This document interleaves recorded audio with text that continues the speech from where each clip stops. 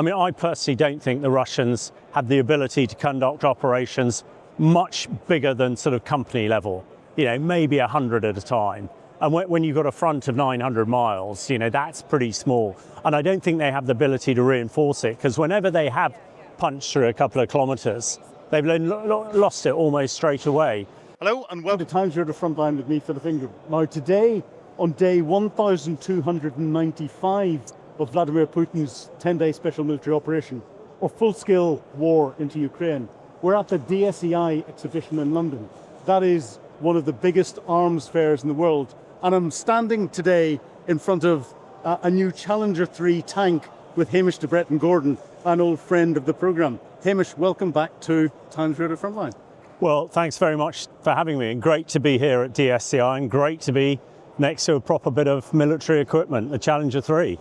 Well, we'll come on to the Challenger 3 in a moment, but what are you making of everything that's going on around Ukraine and with Donald Trump's rhetoric around it, and Vladimir Putin continuing to sort of stir the pot and play this game of Zelensky come to Moscow for peace talks, and Zelensky having to go back and say, no, you come to Kyiv, and Donald Trump promising sanctions, not really doing anything?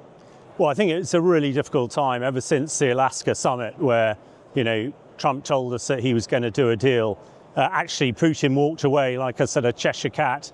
And, as a number of people said, got absolutely everything he wanted for. And since then, there has been no indication the Russians want peace at all.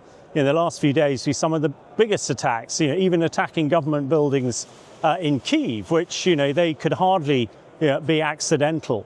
And the amount of activity that the Russians are trying to put forward on the front lines, does suggest that Putin still thinks that he can move forward. And President Trump, appears to have rather lost interest in things. Maybe, as he says, he's doing an awful lot of graft in the shadows, as it were, to get things moving forward. But at the moment, things seem pretty set, and the chances of peace seem pretty slim. And it seems very much up to the Europeans now to do the heavy lifting if America's not going to get involved. But this thing changes so readily and so quickly that it's difficult to call. But at the moment, Putin seems to be charging forward with no concern at all to what's out in front of him in the West.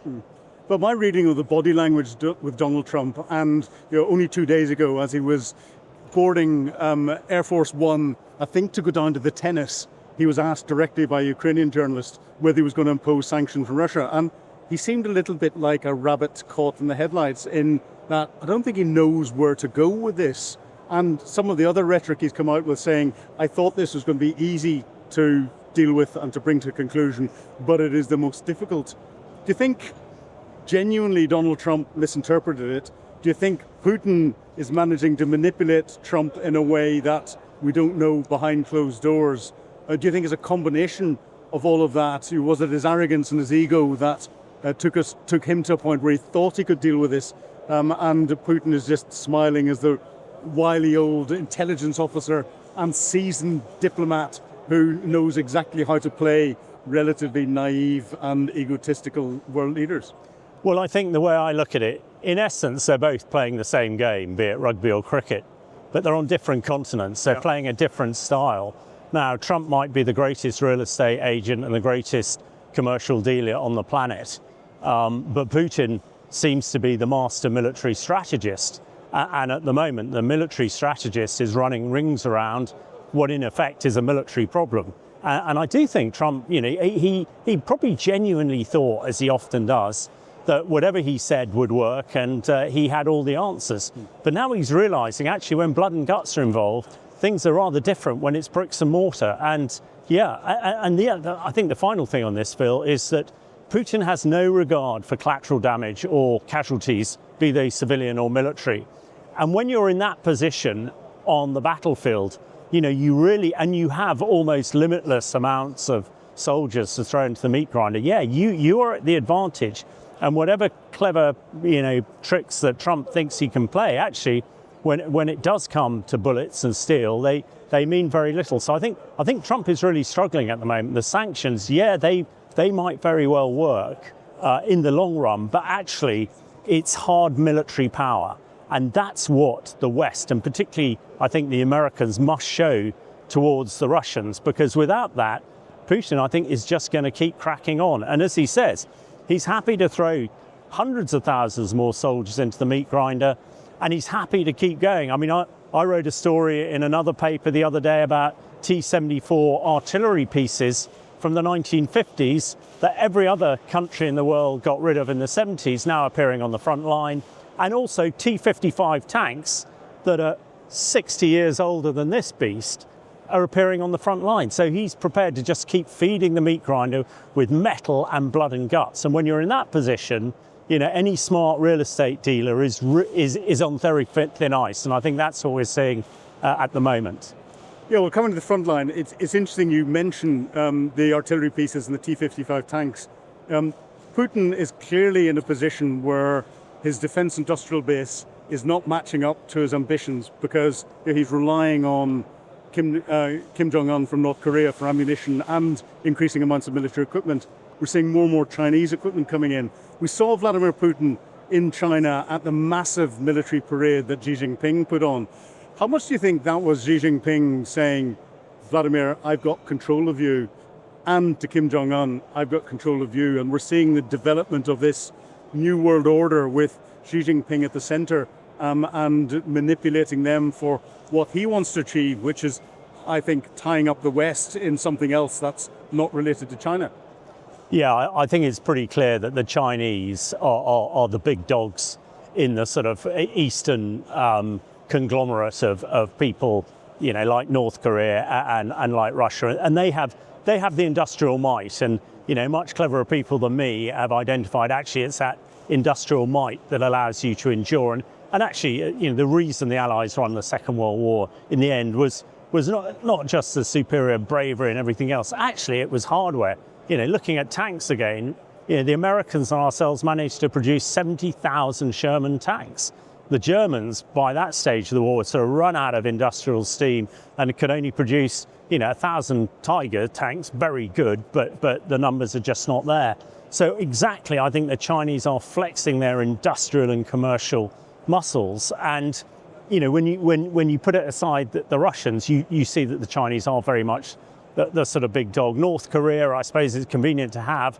You know, I think the nuclear issue is again important. The Chinese are building more warheads than anybody else. The North Koreans are probably pretty close too.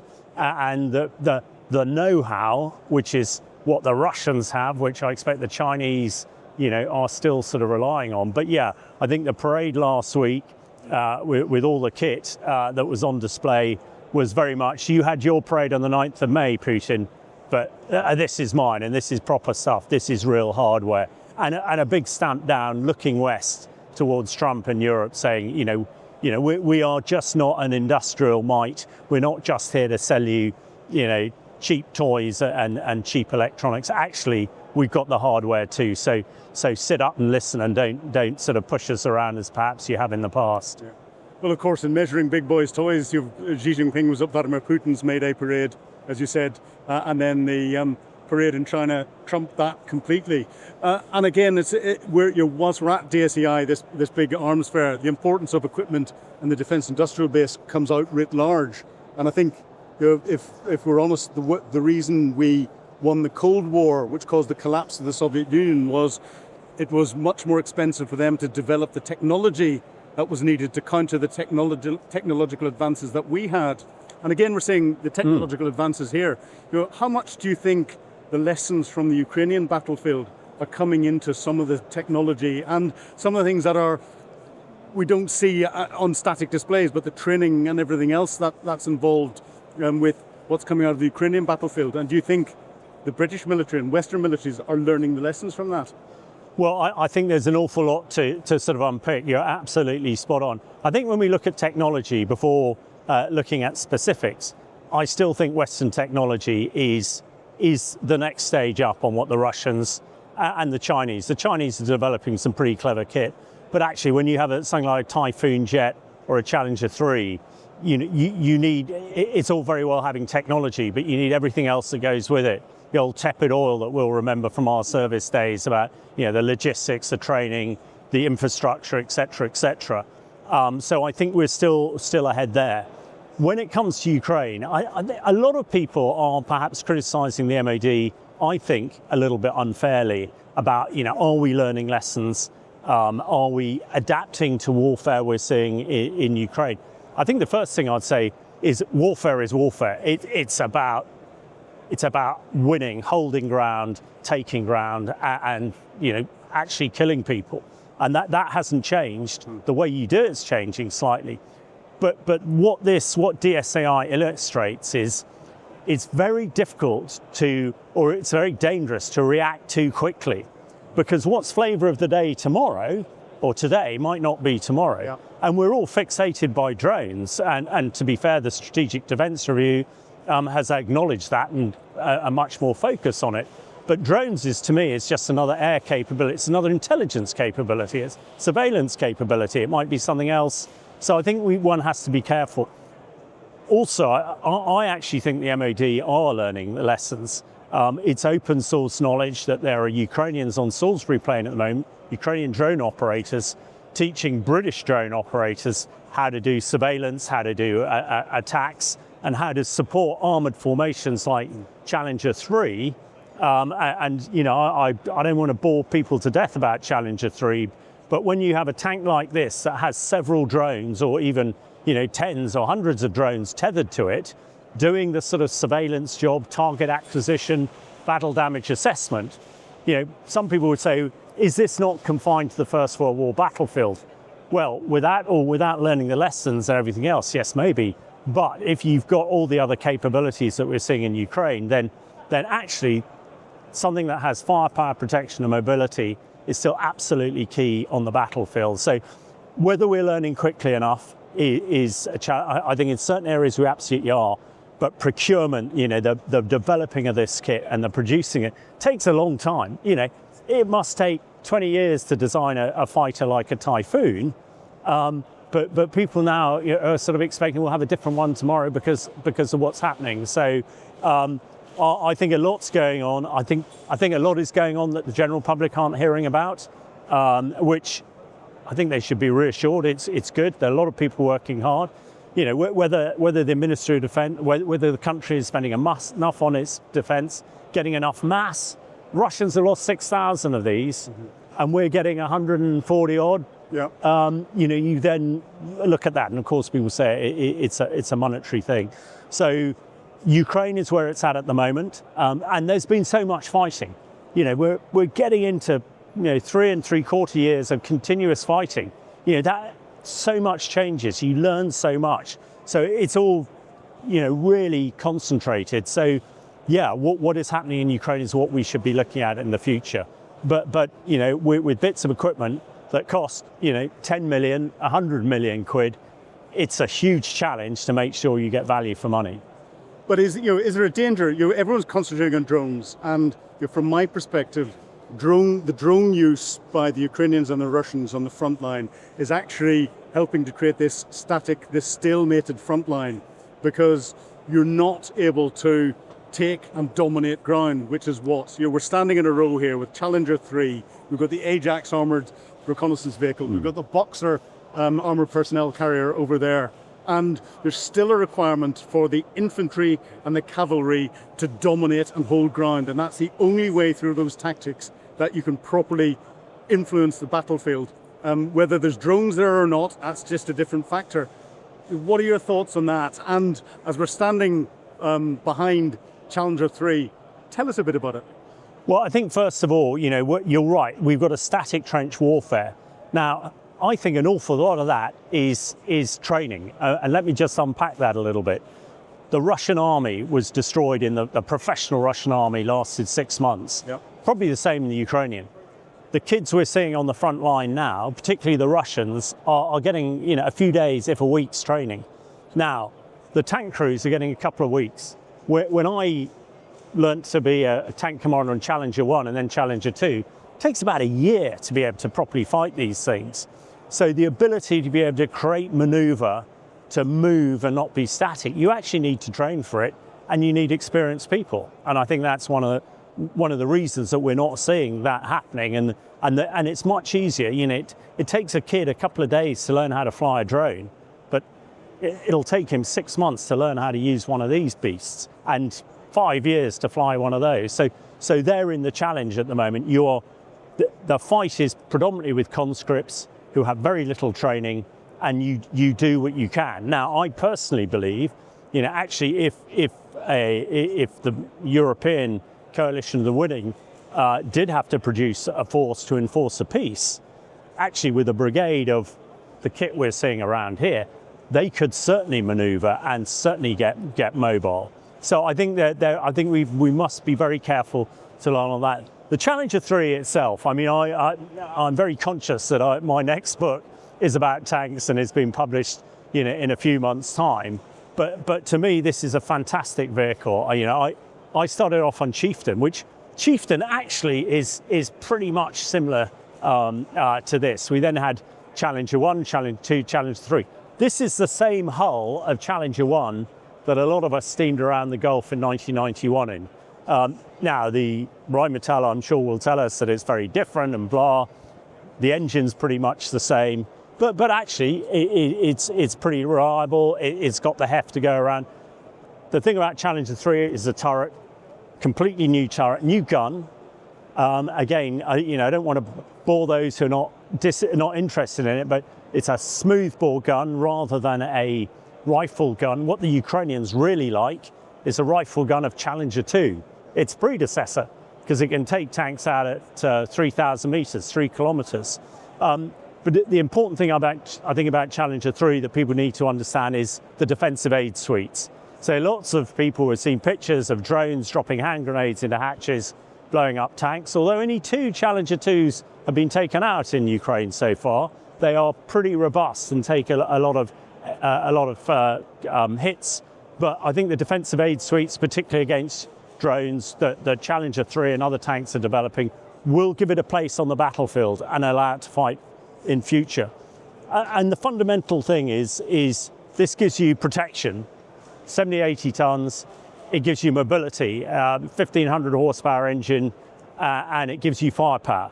You've got the main armament, you've got your machine guns as well, and whatever else they decide to put in it. I understand there's some imaginative new ammunition that's going to be fired out of the barrel, which I expect some of it's still confidential. So yeah, it's a big beast, that's for sure. You look at Russian tank is about half the size, but actually, if I was out in Ukraine, I'd much prefer to be in one of these than a Russian tank. And we're sort of going the right way. And everybody said off the bottle of Cambrai in 1917, that's the end of the tank. We're over 100 and nearly 110 years later, and our successors, Phil, in 100 years' time, might be saying, DSCI, talking about something that's called a tank. The hover tank, maybe. But again, it's interesting you talk about training and how long it takes to train a crew to properly, not just operate a tank, but to fight a tank. But tanks aren't at the true strength in fighting in isolation. They have to fight with their armoured reconnaissance, they have to fight with their infantry. And in British Army terms, albeit a peacetime training cycle, it takes 2 years to train a formation from being able to operate each individual piece of equipment to being able to fight together, integrating all of the pieces of equipment. How big a challenge is that for the Ukrainians to try and learn that with new kit whilst they're fighting a high intensity conflict? And should we be surprised that they're not in a position to fight armoured formations in the way that we would traditionally believe? Yeah, I mean, almost impossible. Training in contact, as it were, is hugely challenging. Combined arms manoeuvre warfare, as you say, it's not just the tanks, it's the infantry, it's the dismounted infantry, it's the artillery, it's the drones, it's combining with air. It takes time. When we trained for Gulf War II, we trained for a year of combined arms operation after we'd done all our individual training. So trying to do that in contact. Now, the Ukrainians, when they had their Kursk maneuver back in the summer of last year, did manage to get a sort of a battle group size capability out of the line and train it. And they were really effective. Some of the operations there going across minefields, doing obstacle crossings, and actually taking ground and moving quickly were phenomenal. But then we're talking about a battle group. We're talking about 1,000 men at most, not we're talking about brigades of 5,000 or so. So yeah, I mean, it is hugely, hugely challenging.